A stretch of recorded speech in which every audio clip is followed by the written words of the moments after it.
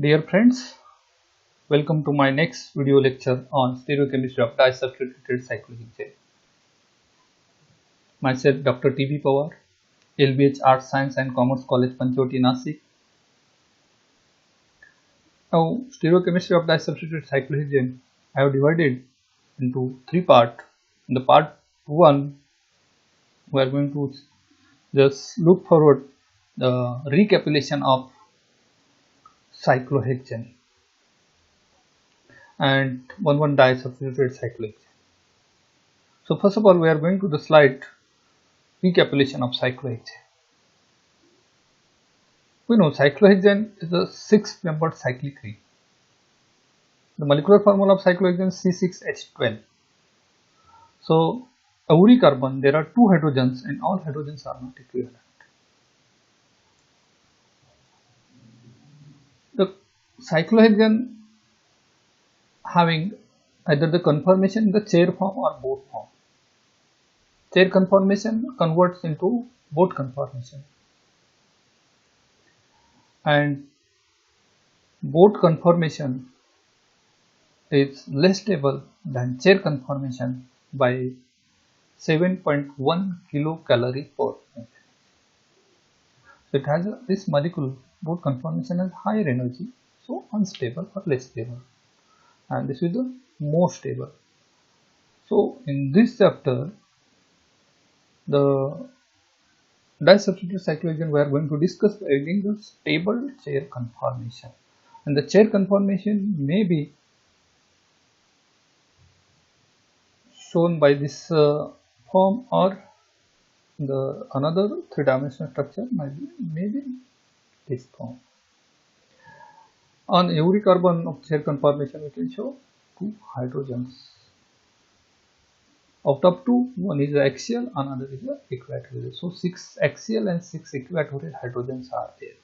Now, how to draw the chair form and how to draw the axial and equatorial bond, we are going to see by this slide here.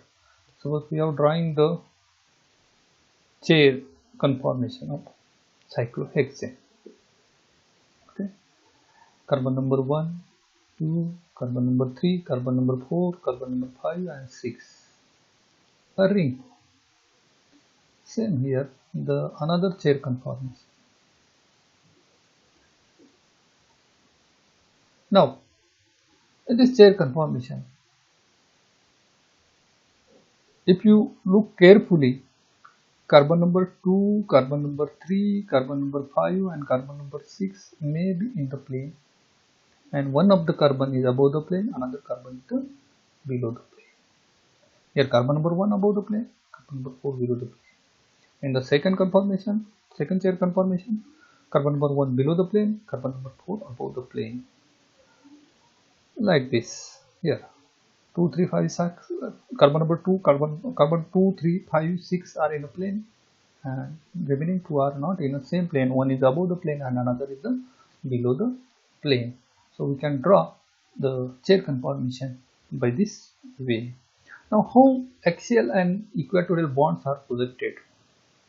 At the carbon number, here we are considering the example of cyclohexane C6H12.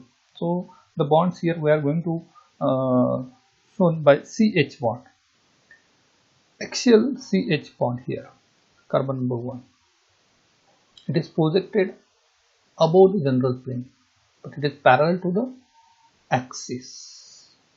Now, this another bond projected above the general plane, another bond projected upward direction, so vertically and parallel to the axis. Now, out of 6 axial hydrogen bonds, 3 axial hydrogen bonds are projected in upward direction, and remaining 3 axial hydrogen bonds are projected downward direction. Suppose at the carbon number 1, the bond is axial and is projected above the plane, then on the adjacent carbon, the axial bonds must be always projected below the or downward direction, below the plane or downward direction. Or suppose the carbon number, carbon number 4, this axial bond or CH bond is projected in downward direction. Then on the adjacent carbon, that is carbon number 3 and carbon number 5, the axial bonds are projected in upward direction. So out of 6 axial bonds, 3 axial bonds are upward direction and 3 axial bonds are projected are in a downward direction. Yeah, like this. 6 axial hydrogen bonds axis, and all the hydrogen bonds are parallel to the axis. Now equatorial bonds. Axial bonds are vertically projected. Equatorial bonds are extended outside the ring. Now suppose at the carbon number 1, this equatorial bond is projected in a downward direction, because on the same carbon axial bond is in a upward direction. Whenever we projected this bond, here we are projecting the CH bond. This CH bond must be parallel to the next carbon-carbon bond or previous carbon-carbon bond. The carbon hydrogen bond at equatorial CH bond at carbon number 1, C1H equatorial bond is parallel to C2C3 or parallel to previous bond C5C6. Same another bond here. This is projected downward direction because the axial bond is in upward direction, and this is also parallel to the previous bond, also parallel to the next bond. Here equatorial CH bond is projected in a downward direction because the same carbon number 5, the axial bond is in upward direction. This is parallel to C3C4 and C1C6. Now at the carbon number 2, the equatorial bond projected, the CH bond is projected in upward direction because on the same carbon the axial bond is in the downward direction. Means whenever the axial bond is in a downward direction, the equatorial bond always in a upward direction. If axial bond is upward direction, the equatorial bond is always in a downward direction. So next bond. So out of these 6 equatorial bonds, 3 bonds are in a upward direction at carbon number 2, at carbon number 4, at carbon number 6. All these 3 bonds are in an upward direction, and remaining 3 are projected in a downward direction. Carbon number 1 CH equatorial, carbon number 3 CH equatorial, and carbon number 5 CH equatorial. Here axial hydrogens, equatorial hydrogens. The actual structure of cyclohexane becomes 6 hydrogens are axial and 6 hydrogens are equatorial. Out of 6 axial hydrogens, 3 hydrogens are projected upward direction, 3 hydrogens are projected downward direction. Same in the case of equatorial bonds, 3 equatorial hydrogens are in upward direction and 3 equatorial hydrogens are in a downward directions. Now ring flipping. Here, so Uri conformation converted into another conformation via flipping. Ring flipping,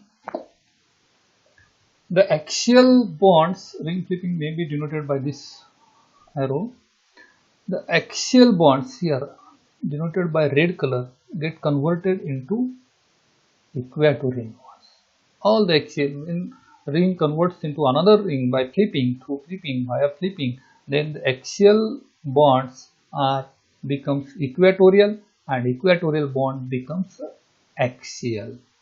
Here suppose the methyl cyclohexane, methyl in an axial position. After ring flipping, that methyl goes to the equatorial position, or all the axial hydrogens goes to the equatorial. Red color here axial hydrogens, and all this red color hydrogens becomes here equatorial after ring flipping. Here methyl cyclohexane, The axial methyl gets converted into equatorial methyl cyclohexane. Now the mono-substituted cyclohexane means whenever only one substituent on the cyclohexane, we are called as a mono-substituted cyclohexane. Mono-substituted cyclohexane, if the substituent is methyl, then we are called as a methyl cyclohexane. If substituent is a OH, then it become a cyclohexanol, or if NH2, cyclohexane amine, like that. But here we are taking the example methyl cyclohexane. The methyl group in a chair conformation, it is an equatorial, or the methyl group may be projected in the axial position. But whenever the substituent, bulkier substituent in the equatorial position, it is always stable than this. So equatorial methyl cyclohexane is more stable than axial methyl cyclohexane. Now disubstituted cyclohexane. The disubstituted cyclohexane, whenever both the substituents are on the same carbon, they are called as a 1,1 disubstituted cyclohexane. X and Y both are on the same carbon. If both the substituents are not on the same carbon, they are on the adjacent carbon, then we are called as a 1,2 disubstituted cyclohexane. Here third one and third position, so this is called as a 1,3 disubstituted cyclohexane. And if the substituent position at 1 and 4, it's called as a 1,4 disubstituted cyclohexane.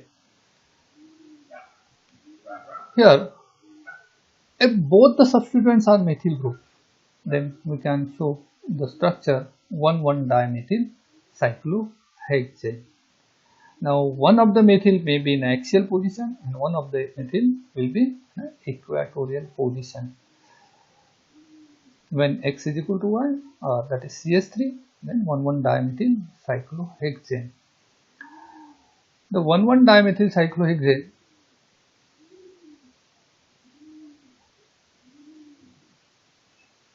here, these are the different conformations upon 1 dimethyl cyclohexane.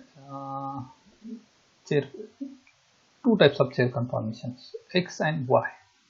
Guys, if X and Y are different, then whenever the bulkier substituent is at a axial position, suppose X has a bulkier substituent, if it is in an axial position, it is a less stable. At the bulkier position in an equatorial position, that conformation will be more stable conformation. But if both the substituents are equivalent, then the 1,1 dimethyl cyclohexane like this. Now geometrical isomerism. We know if there are any type of symmetry, then that conformation is a optically inactive. Here the geometrical isomerism do not show because on the both the substituents are on the same carbon, so they do not show geometrical isomerism. But if you consider the optical isomerism, if any type of symmetry is there, then the molecule becomes optically inactive. Here plane of symmetry, that's why molecule is optically inactive. Here plane passing through this carbon number 1 and carbon number 4, carbon number 1 and carbon 4, and then it becomes a plane of symmetry, and because of plane of symmetry, the optical isomers are the cyclohexane 1 dimethyl cyclohexane is optically inactive because of plane of symmetry. And here it shows the two distinct chair conformation, this one and this one. But as earlier discussed, as we have discussed, the whenever the bulkier, suppose here Y group is bulkier, then the Y in equatorial position, that conformation will be the most stable conformation. It has less energy than this conformation. Y is a bulkier there. Okay, that means more stable conformation when bulkier substituent will occupy the equatorial position. Here, thank you in this part 1. We will see next part in the part